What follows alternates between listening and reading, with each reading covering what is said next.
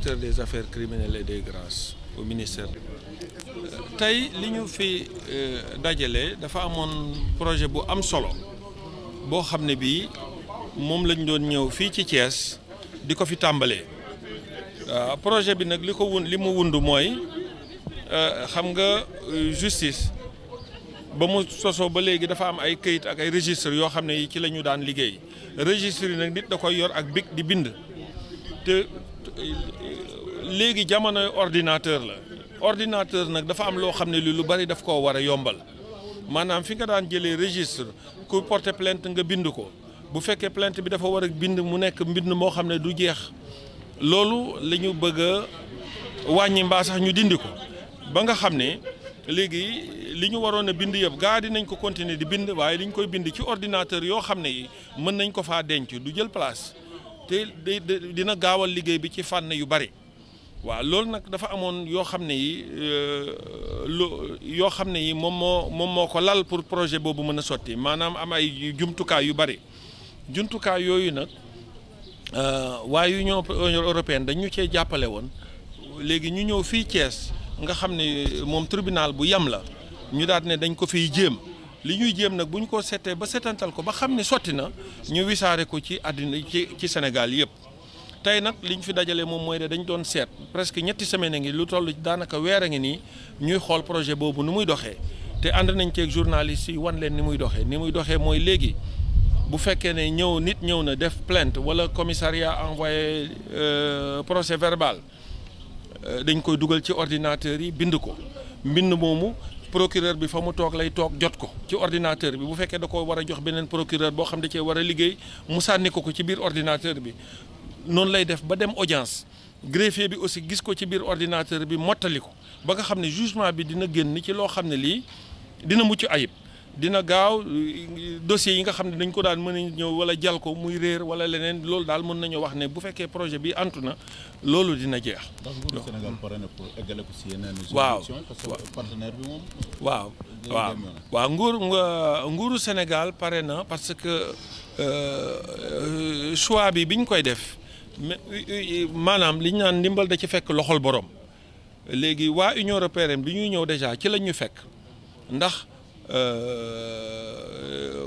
Document stratégique bi nga xam ne moom la ñu defoon plan ne nii la ministère de la justice war a liggéeyee fii ak ñetti at yi ci document boobu dañ ko ci biraloon ba pare gouvernement bi daal di làmb ci poosam génne xaalis semaine passée rek lu mat ñetti téeméeri ordinateur jox nañ ko ñi nga xam ne ñoom ñoo war a jël muy seen jumtukaay pour def projet yi nga xam ne yu mel noonu donc partenaire bi ñu ngi koy gërëm nag ndax jàppale nañ ci.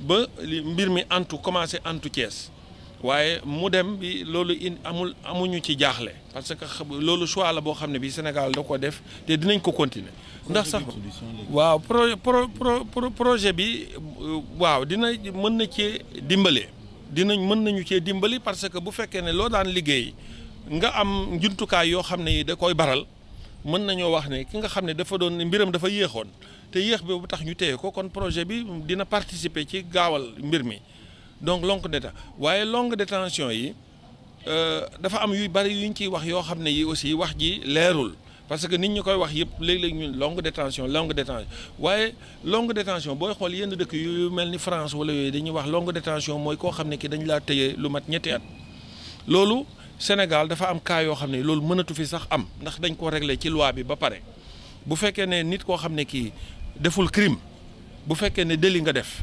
te nekkul ci yenn délit yu mel ni détournement de deniers publics loi bi daf ni kenn mënu laa téye détention lu ëpp juróom-benn weer même bu ñu la attewul loi bi daf ne bàyyi leen ko te sant ko sax juge bi même directeur prison bi nga xam ne moo la téye loi bi dana ko bàyyiloo donc foofu détention am na ci yoo xam ne réglé nañ ko léegi leneen li ma ci yokk aussi moom mooy même ñi nga xam ne dañoo tooñ ba tooñ bi ñu biral ko ba atte leen ba tëj leen maanaam ñetti at wala juróomi at wala fukki at loolu aussi gouvernement bi jël na ci ay matukaay yoo xam ne ñu loi yoo xam ne yi maanaam dañ cee indi ay woyofal parce que ki tooñ dañoo jàpp rek ne dafa juum wala dafa dëng wala daal mën nañ koo mayaat chance boobu nag mooy bu fekkee ne déjà ci kaso bi mu nekk mi ngi def yëf yu jubuwaay maanaam bu fekkee noonu nitu diine la muy muy former ay xale foofu mbaa muy jiite mbaa bu doon jàngalekat la muy def yu baax wala yooyu dañ koy wàññil ay prison bi foofu. am na ci ñoo xam ne ñi aussi bu dee liggéeykat la ñu gis nañ ne parfois yóbbu la kasa amul njariñ ñu condamné la loo xam ne lii bu dee da ngay bale ay mbedd wala ngay dem nettoyer géej ñu ñaan travail au bénéfice de la société yooyu yëpp ay matukaay la yoo xam ne ñi ngi ciy liggéey.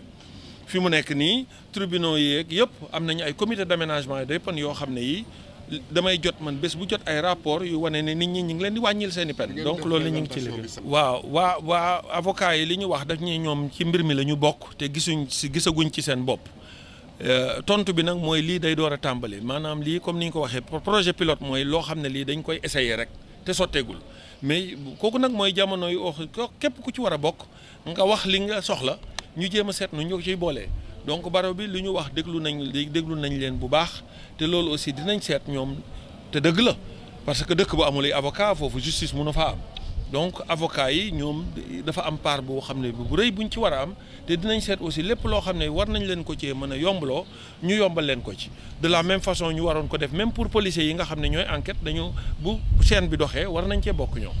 waaw non loolu projet Union européenne bi boobu loolu du woon chaîne pénale bi rek projet JCI bi moom moo doon ñaari at ak genn wàll expliqué naa fii ne am na yeneen yu bari yu ñoo xam ne yoo xam ne jàppale nañ ci lu mel ni exécution des peines parce que Sénégal yàggoon na bu fekkee ne dañ laa tëj te fekkul ñu def la mandat dépôt te fekkul ñu téye la wala ñu alamaan yooyu amul woon ay mécanisme yoo xam ne nit ñi mën nañoo dem forcer la nga fay ko loolu projet bu mel noonu ci laa jógee Ndar man ñaari semaine rek a ngi nii te ñoom aussi boobu dañ cee jàppoon ba léegi Ndar léegi ku ñu alamaan mécanisme yaa ngi place pour ñu jëli ko boobu bi ñu xoolee bi ñuy dem di seeti projet boobu ci quelque diir bu gàtt bi mu dox rek procureur u Ndar bi génne na ci juróom-ñetti millions daanaka donc te loolu fànn bu am solo la loo xam ne li biñ ko xaymaa dinañ dugal ci keesu nguur gi loo xam ne li xëy na boo génnee waa impôt ak ay waa douane xëy na justice dina ñëw nekk troisième place ci ñiy dugal xaalis léegi ci keesu gouvernement. Je m'appelle Touré, Mamadou Touré. Je suis le chef de projet dans le cadre de l'informatisation des procédures judiciaires. ci wolof rek. waaw si wolof bon comme lu may wax maa ngi commencé pour delloo njukkeel quoi quand même procureur Maniogou Ndiaye parce que moom moo sooxe affaire bi kon tey bu ñu yegsee fii vraiment il faut que ñu rendre hommage boobu quoi. bon maintenant si beneen partie bi mooy tey au moins am na loo xam ne dépassé nañ ko parce que am nañ confirmation que du point de vue conceptuel le logiciel bi mu ngi dox.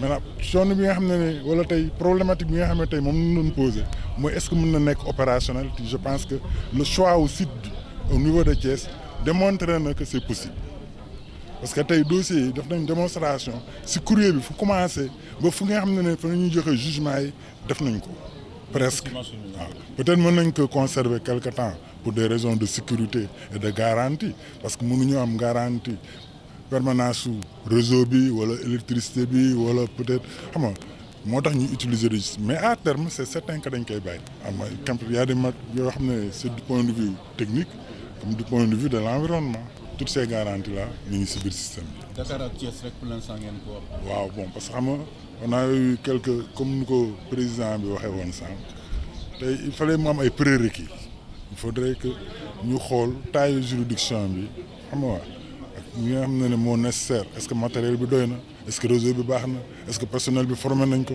est-ce que y a une forte implication chef de juridiction yi pour accompagner le projet moo tax ñu def choix wu Thiès et ça c'est un choix que la pratique a prouvé que c'était un très bon choix pertinent.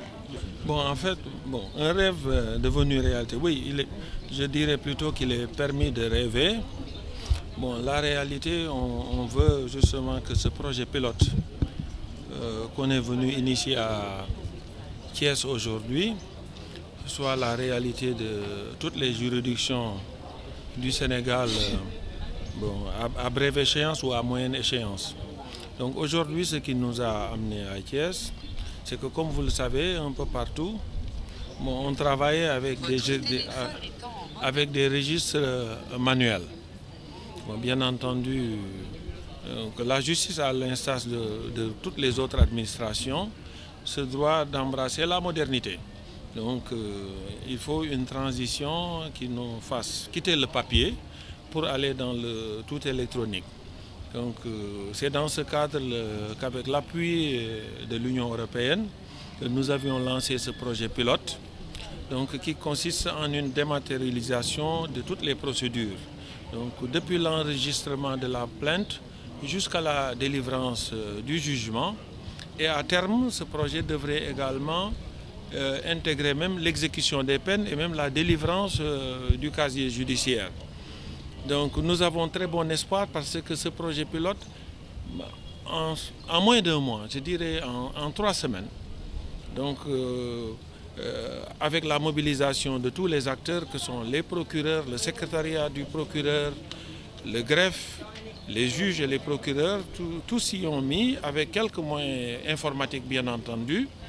Donc tout est enregistré maintenant. Ils travaillent dans le cadre d'un réseau intranet, donc qui a déjà permis une dématérialisation de la procédure, comme vous en avez vu la démonstration aujourd'hui. Oui, le barreau a raison effectivement d'indiquer qu'ils sont partie intégrante à la chose et qu'ils ont leur place et que ces nouveaux outils devraient aussi leur faciliter le travail. Et nous avons pris bonne note de cela. Bon, ce qui se passe maintenant, c'est qu'en fait, il s'agit d'un projet pilote qui n'est même pas encore vieux d'1 mois. Cela veut dire que nous sommes encore ouverts pour recueillir en fait toutes les suggestions, toutes les bonnes idées. Et bien entendu, comme je l'ai indiqué, le barreau a parlé, mais même si la police était représentée aussi, elle dirait la même chose, parce que n'oublions pas que les procureurs sont les chefs des enquêtes. Et donc l'idéal aurait été que ce projet intègre même les enquêtes de police et on va y arriver. Mais pour le moment, ce n'est qu'un pilote. Donc il faut commencer quelque part et nous sommes assez satisfaits déjà des résultats de ce pilote. Mais tout à fait. Parce que nous avons été soutenus par Justice Coopération Internationale, qui est un volet de l'Union européenne. Et c'est un projet effectivement qui finit, qui en est à sa dernière semaine. Mais vous avez vu que la semaine dernière, le ministère de la Justice, sur son budget propre, a acquis un lot de plus de 300 ordinateurs.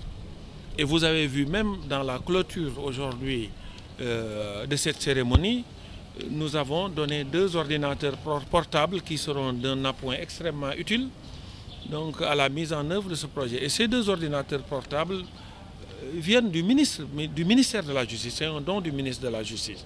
Donc cela veut dire effectivement que, et comme je l'ai rappelé tout à l'heure dans le discours que j'ai lu pour le compte du ministre, déjà nous avons un plan stratégique. La lettre de politique sectorielle donc, indique clairement en fait, que ce choix stratégique pour les années à venir de dématérialiser nos procédures est un choix national, c'est un choix du gouvernement. Donc les partenaires nous y appuient, mais ce n'est pas parce qu'ils partent qu'on va tourner le dos à ça. Bon, le problème des longues détentions, c'est vrai que en raccourcissant les procédures, oui, mais le problème des longues détentions, en fait, ça, ce n'est qu'un aspect. Et nous y travaillons également en parallèle.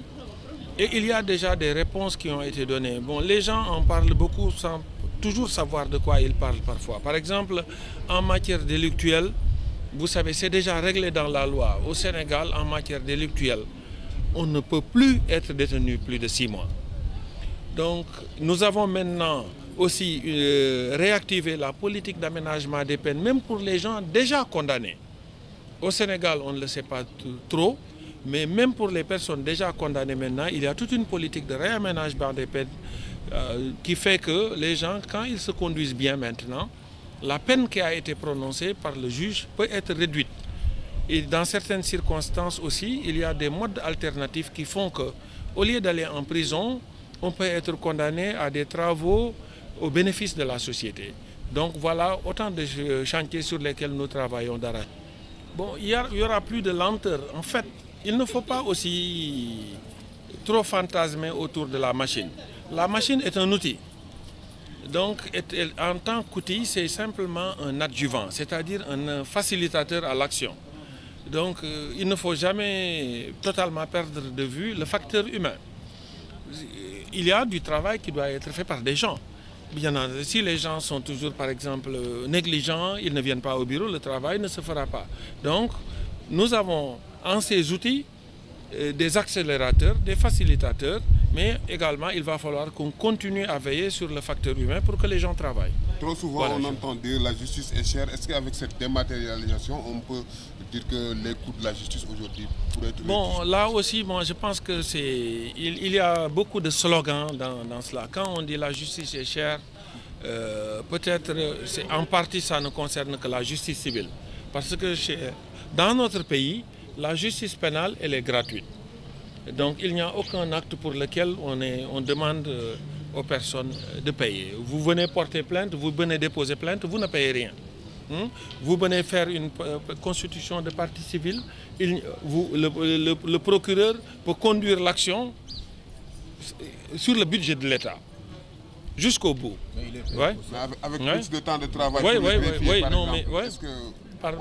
Oui, non, si je veux dire, dans les pays où on dit que la justice est chère, cela veut dire qu'il y a des actes qui sont payés. Mais les gens qui le disent ne pensent pas aux fonctionnaires qui sont payés pour dire que la justice est chère. Et c'est un tout peu à ça que je réponds. Bon, en fait, dire tout le personnel, c'est un peu trop.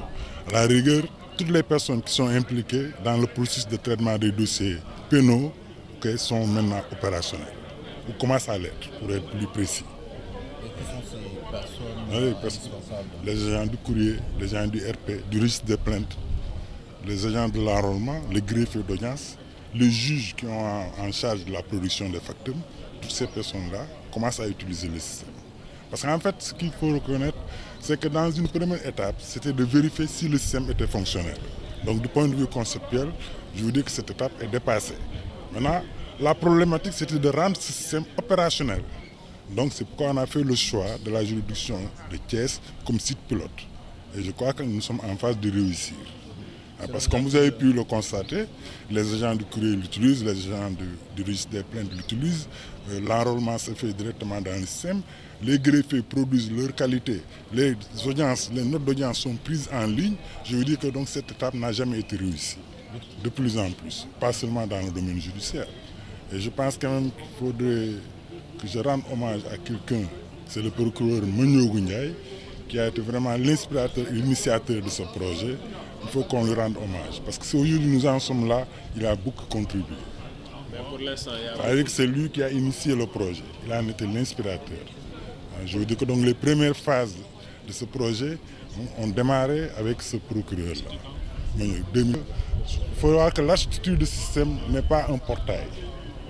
Donc, je veux dire que les auxiliaires de justice peuvent peut-être y être intégrés à terme. Mais dans un premier temps, ce qui est important, c'est que les acteurs judiciaires en interne puissent utiliser le système et afin de diligenter le traitement des dossiers. Ce que vous avez vu, on vous a montré. Donc on gère les courriers, on enregistre là sous forme de registre, dans le registre des plaintes, on les enrôle, on va à l'audience avec et les greffiers directement prennent les notes d'audience à travers le système. Techniquement, vous avez répondu à votre propre question. Aucun système n'est fiable à 100%. Maintenant, nous avons quand même pris des précautions pour protéger en intranet avec des systèmes de profilage, de paramétrage qui font que même si quelqu'un fait une intrusion, il ne pourra peut-être pas avoir accès à l'ensemble des dossiers. Donc la sécurité et la confidentialité est assurée, surtout au niveau des cabinets d'instruction.